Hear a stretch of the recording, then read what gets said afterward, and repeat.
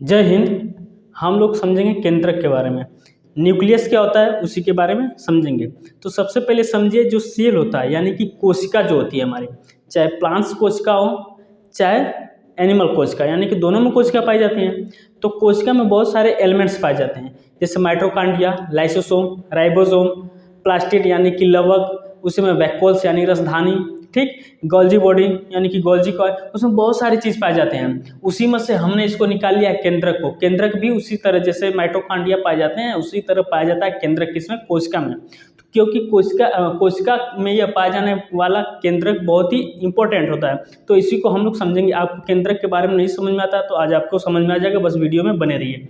देखिए ये हमने ड्रॉ किया है, ये चित्र जो बनाया गया है केंद्रिका का चित्र है, किसका, सॉरी केंद्रक का, ठीक है। एक केंद्रिका है, एक पूरा केंद्रक है। केंद्रक में बहुत दो तीन चीजें पाई जाती है, उसके बारे में भी समझेंगे, ठीक है। ये है केंद्रक का चित्र, ठीक है। इस पे आते हैं। देखिए सबसे पहले केंद्रक की खोज किसने की थी, ठीक है। केंद्रक की खोज किसने की थी, तो रॉबर्ट ब्राउन ने। कब, 1831 में। यह तो हो गया बच्चों का क्वेश्चन, सबको पता है केंद्रक की खोज किसने की थी, तो रॉबर्ट ब्राउन ने, ठीक है। क्वेश्चन पूछता है कि केंद्रक की खोज किसने, रॉबर्ट ब्राउन ने। न्यूक्लियस मतलब होता है केंद्रक, इसी को हम लोग समझ रहे हैं, ठीक है, केंद्रक के बारे में, ठीक है। कोशिका का नियंत्रण केंद्र होता है, क्या होता है, जैसे कोशिका होती है, कोशिका का नियंत्रण केंद्र क्या होता है, तो क्या होता है, कोशिका का नियंत्रण केंद्र होता है केंद्रक। क्या होता है, केंद्रक, ठीक। ये भी एक क्वेश्चन बन सकता है।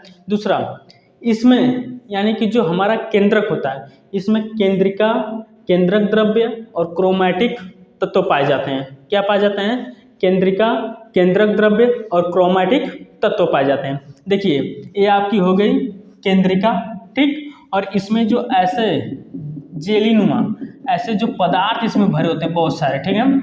जेलीनुमा का मतलब जैसे हमारा नेका होता है लिपिड टाइप, उसी तरह इसमें भी भरा होता है पदार्थ, ठीक है।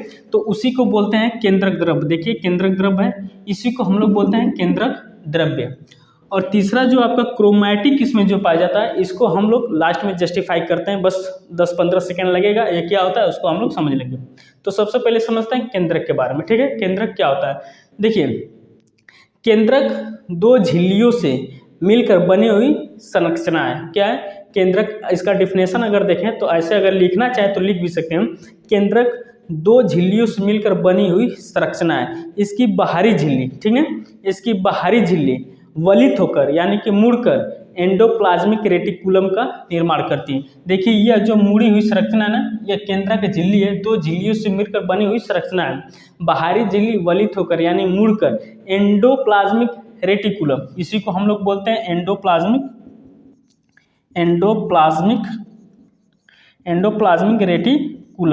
रेटिकुलम, ठीक ना। हिंदी में इसको बोलते हैं अंतःप्रद्रव्य जालिका। हिंदी इसकी थोड़ा सा डिफिकल्ट हो जाती है, अंतःप्रद्रव्य जालिका, पर डोंट वरी आपको सब याद रहेगा। अंतःप्रद्रव्य जालिका यह क्या है, ये देखिए ये जो वलित होकर मुड़ी है ना, यही है एंडोप्लाज्मिक रेटिकुलम। ये भी दो टाइप की होती हैं। वह जब हम लोग एंडोप्लाज्मिक रेटिकुलम पढ़ते हैं तो वहाँ पे देखते हैं, एक स्मूथ होती है और एक खुरदरी होती है, ठीक है। तो देखिए यानी कि रफ स्मूथ होती है, एक खुरदरी होती है, एक चिकनी होती है, एंडोप्लाज्मिक रेटिकुलम। तो हम यहाँ पे पढ़े केंद्रक के बारे में। और इस केंद्रक पे छोटे छोटे कण पाए जाते हैं। क्या पाए जाते हैं, यहाँ पे देखेंगे तो छोटे छोटे कण पाए जाते हैं। इसी कण को हम लोग कहते हैं राइबोसोम। क्या बोलते हैं, राइबोसोम। राइबोसोम को प्रोटीन की फैक्ट्री कहा जाता है, सबको पता है, ठीक है। और यह केंद्रक जो होता है, ठीक ना, यानी कि ये तो बाहरी झिल्ली हो गई।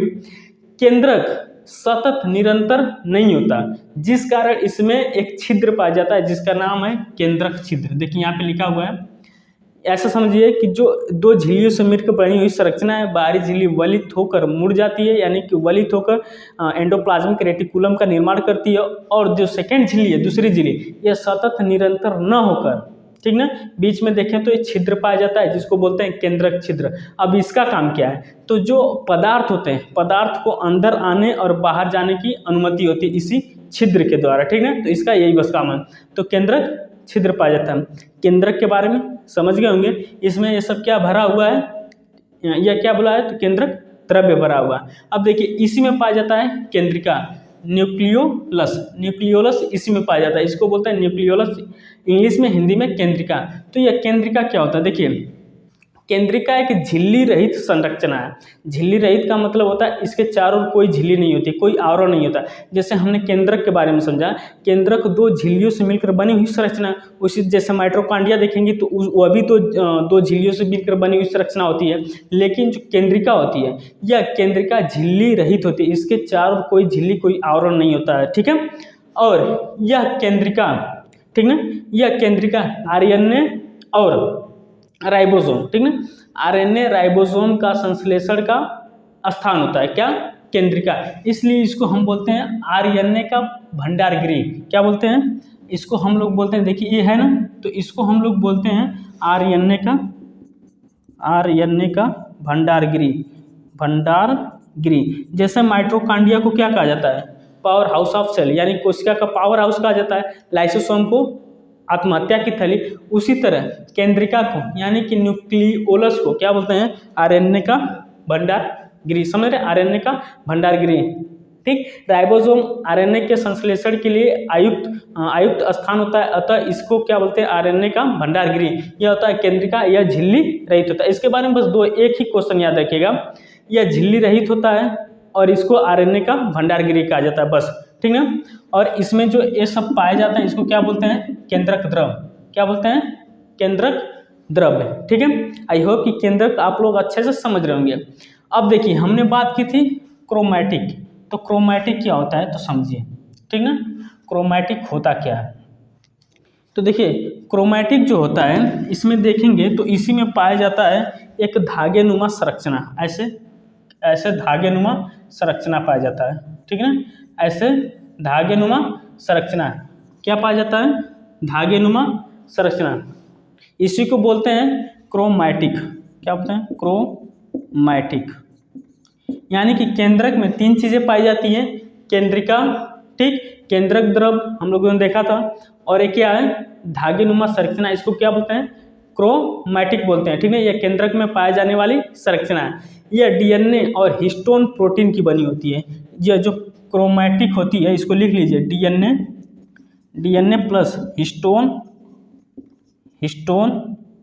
प्रोटीन की बनी होती हैं, ठीक ना। क्वेश्चन पूछता है, ठीक ना, कि क्रोमैटिक किसकी बनी होती है, तो डीएनए प्लस हिस्टोन प्रोटीन की बनी होती है। अब यह क्या होता है, जो धागेनुमा संरचना, यह क्या होता है, जब हम लोग पढ़ते हैं सेल डिवीजन, फिलहाल अभी हम लोग पढ़ नहीं रहे, जब हम लोग पढ़ेंगे तो इसका काम वहाँ पे आएगा, थोड़ा सा 1 मिनट लगेगा, इसको समझ लीजिए। जब हम लोग पढ़ते हैं कोशिका विभाजन, क्या पढ़ते हैं, कोशिका विभाजन यानी कि सेल डिवीजन। जब कोशिका विभाजन होता है, कोशिका विभाजन कैसे होता है, तो आप लोग पढ़े होंगे कि सभी नई कोशिका कैसे बनती है, अपने पूर्ववर्ती कोशिकाओं से मिलकर ही बनती है, ठीक है। कोशिका विभाजन के समय क्रोमैटिक संकुचित यानी कि सिकुड़कर छोटी और मोटी छड़नुमा संरचना का निर्माण करता है। क्या होता है, जब कोशिका विभाजन होता है, यानी कि कोशिका विभाजन के समय क्रोमैटिक संघनित यानी संकुचित सिकुड़कर छड़नुमा संरचना का निर्माण करता है, और इसी संरचना को बोलते हैं क्रोमोसोम, हिंदी में गुणसूत्र, हिंदी में क्या बोलते हैं, गुणसूत्र, ठीक ना। तो गुणसूत्र मानव में कितने होते हैं, 23 पेयर्स होते हैं, यानी कि जोड़े होते हैं, ठीक ना। जोड़े अगर कभी क्वेश्चन आया कि कितने पेयर्स होते हैं, 23, ठीक है, 46 होते हैं नंबर में, ठीक है। तो आई होप कि केंद्रक आप लोग समझे होंगे। देखिए एक बार और रिकॉल करते हैं केंद्रक के बारे में। सेल में बहुत सारी चीज़ें पाई जाती हैं, ठीक, उसी में केंद्रक भी पाया जाता है। केंद्रक क्या है, तो कोशिका का नियंत्रण केंद्र होता है, ठीक। इसमें बहुत तीन चीज़ें पाई जाती हैं जो परीक्षाओं में पूछते हैं। केंद्रिका मिलती है, ठीक है, केंद्रिका को आरएनए का भंडारगृह कहा जाता है, इसको याद रखिएगा। इसमें केंद्रक द्रव होता है जो नेका टाइप यानी कि जेलीनुमा लिक्विड टाइप इसमें भरा होता है, ठीक है। नेका भर दीजिए इसमें, ठीक है, समझने के लिए। क्रोमैटिक क्या होता है, जब हम लोग गुणसूत्र पढ़ते हैं क्रोमोसोम, तब इसका काम होता है। देखिए धागेनुमा संरचना इसमें पाई जाती है, यही धागेनुमा संरचना, ठीक है। जब हम सेल डिवीजन कोशिका विभाजन होता है तो यह सिकुड़ जाती है, क्या होती है, सिकुड़ जाती है और छड़नुमा मोटी हो जाती है, छोटी और मोटी हो जाती है। इसकी संरचना छोटी मोटी होने के कारण इसका नाम दिया गया है क्रोमोसोम, गुणसूत्र। तो यही होता है हमारा केंद्रक। ये न्यूक्लियोलस यानी कि केंद्रिका, ये केंद्रक छिद्र जिससे पदार्थ आते हैं और बाहर जाते हैं। ये आपका है देखिए केंद्रक। आप लोगों ने ध्यान नहीं दिया कि केंद्रक है कहाँ, तो यही केंद्रक है। देखिए ये क्या है, केंद्रक, ठीक ना। यही जो बना है यह झिल्ली, यही है केंद्रक, ठीक ना। और जो दूसरी झिल्ली ये मुड़ी उड़ी है, ठीक ना, ये मुड़ी उड़ी है यानी कि वलित हुई है, ठीक ना, घुमावदार हुई है। इसको बोलते हैं एंडोप्लाज्मिक रेटिकुलम, हिंदी में अंतःप्रद्रव्य जालिका। यह था आपका केंद्रक, ठीक ना। आई होप कि केंद्रक आप लोग समझोगे। अगर वीडियो अच्छा लगा तो लाइक सब्सक्राइब जरूर करें। अब मिलेंगे अगले नेक्स्ट वीडियो में, तब तक के लिए जय हिंद।